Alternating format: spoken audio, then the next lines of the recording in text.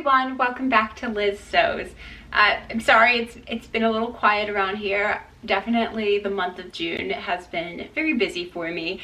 Did a lot of business trips and I just sort of lost my sewing inspiration. But it's back and I'm so glad to be able to share a couple things with you. So earlier this week I did a interview on That Sewing Blab, and if you haven't checked it out, I will try to link it down in the description box below. But while I was on that show, I did get a lot of questions about underwires. So I thought it would be sort of nice to do a little mini series all around underwires. Underwires are very, very important to bra making. I think it's one of the biggest determining factors in whether your bra fits you like a glove. So today what I'm going to show you is just how to measure yourself for a wire, so you get an idea of what's the wire size you should be getting. Now, the best way to measure yourself is to get sort of like a flexible ruler. I think I picked this up on Amazon for a couple bucks, but you can find them at most sewing supply stores. If you don't want to find or buy a flexible ruler, you can also sort of cheat by getting a long piece of tin foil and sort of like crumpling it up until you get a snake. You just want something that you can bend and mold and that will hold its shape. What you want to do is trace your breast root, and the breast root is where the tissue attaches to your rib cage. So if you are a larger cup size, maybe you have some overhang or something like that, you may need to cup your breast and bring it up, because really you want just the underneath, so right where that wire is going to sit. All of that excess tissue or tissue that overhangs is going to be supported by the cup once you get that into your bra. So you just really want where it attaches to your body. And the other thing I would say is that what most women don't really consider is that this breast tissue really does continue up into the underarm area. So it's not just on the front. You're gonna want to go all the way into the underarm. And for me, I find the easiest way to see that is if I sort of raise my arm over my head, I can get a much better idea of where that breast tissue is. On me, it points directly to my armpit. So you want to take this ruler. I'm going to do it on my mannequin here just because I don't want to get demonetized by YouTube. And you just want to take your ruler and sort of bend it around, get a good idea, and sort of match that shape to your breast root. Now, if you have someone who can help you out with this, it does make it a lot easier, but certainly I did it to myself. So, I mean, you can do it yourself. It's just having a second set of eyes does make it a little bit easier. So once you have a good idea of like that shape and where it's going, you want to sort of remember or make a mark where you want the center front to be. Some people might have like a sternum that sticks out, and so you want a little bit lower in the center front. Some people's chest sits a little bit lower, so maybe you want a longer underarm section of it.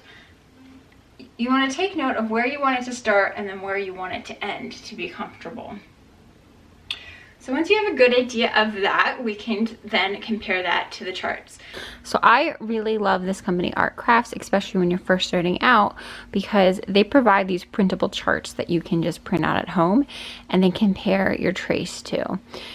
Just like when you're printing PDF patterns, you want to make sure that you're printing it without any sort of like scaling, that you want to print it true to size.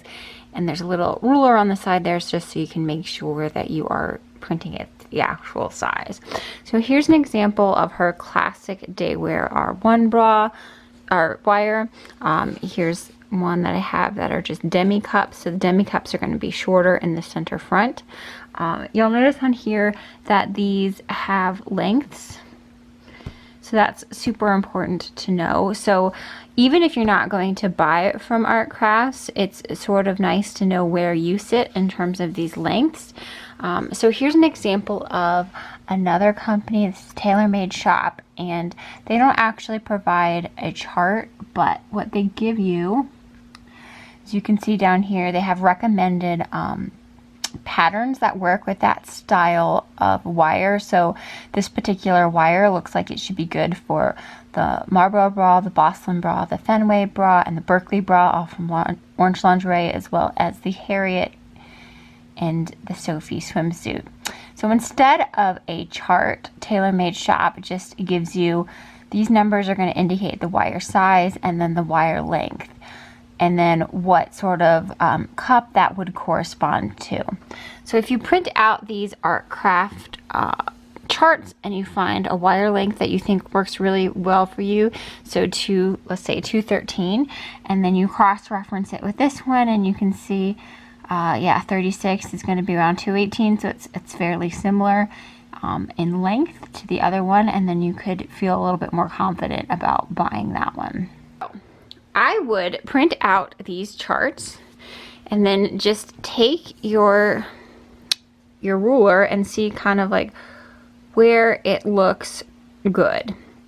So I think for this one, you'd probably be looking at the 40 underwire.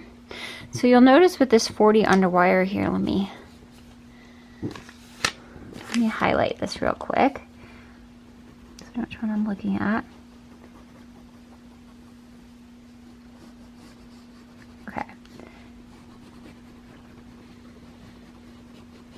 Okay, so with the 40 underwire, and we put this on top of it, and we can see that it's a pretty close match until you get to the outside, and there's a little bit of a difference, and that is okay. So when you are wearing a bra, you can imagine that the band gets under some tension, and you can see that once the band is put under tension, the wire starts springing open. So that's what's called wire spring. And typically the patterns are designed to have a little bit of wire spring built in, maybe around like 15 millimeters, all the way up to maybe 50 millimeters in some larger sized wire. So you would expect that the wire is going to open up just a little bit. So when you're finding your wire size, it is okay if the wire on the chart is a little bit narrower than what your bust is, as long as this sort of section looks like it fits well. So it's fine on this chart here that when we put the 40 wire and we line it up with our trace, that underarm is a little bit shallower, because when the wire springs open, it's going to pull into place of where our breast root trace is. So if I were looking at this trace, I would say definitely the 40 wire is what we need to get. And actually, it looks like it ends at a pretty good spot as well. So once you have a pretty good idea of what size wire you want to get, I would still recommend sort of bracketing that size. So let's say I think I'm a 40, I would probably also purchase a 38 and a 42, just so that I can get a good idea. Now some companies, this is Emerald Erin, she actually provides an underwire fitting pack. And she does just that. She'll send you a bracket of 3 different sizes. Now it is a little bit of extra money compared to buying a single wire, but I'm telling you, if you get a wire that fits, like, you're set. You can make any bra you want. So I would definitely recommend when you're first starting out just to get a bracket of sizing, just so you can make sure that you have what you want. So Emerald Erin, like I said, does an underwire fitting pack where she gives you all 3 sizes. I believe, so this is Bravo Bella Bras, and she will do a sizing kit where she gives you one of every single size. And this is really, really good if you don't want to take the time to do the breast root chase or anything like that. So as you can see, this one is quite expensive. It's about $20. Will get you every single size that she has, but definitely if you're concerned about the wire size, this way you can try everything and then make sure you get the one that you want. So even if you don't have a sizing pack available, this is Beware, which is one of my favorite companies to shop at. They do have some sizing packs where they'll give you 10 different sizes, but if you don't want to spend that sort of money, like I said, you can just buy 3 separate wires at 3 different sizes. So buy them above and below what you think you're gonna be. So that is it for today's video. I hope you guys have a little bit better idea of how to pick the underwire that's going to fit you perfectly. Next week, if you want to come back, I'm going to show you how to alter a pattern to fit the underwire. So maybe you have an underwire that you think feels really, really comfortable when you hold it up and everything looks fine, but it doesn't quite work with the pattern that you want to use. Well, we can always change the pattern to accommodate the wire. So that's what I'm going to show you next week. Until then, take care.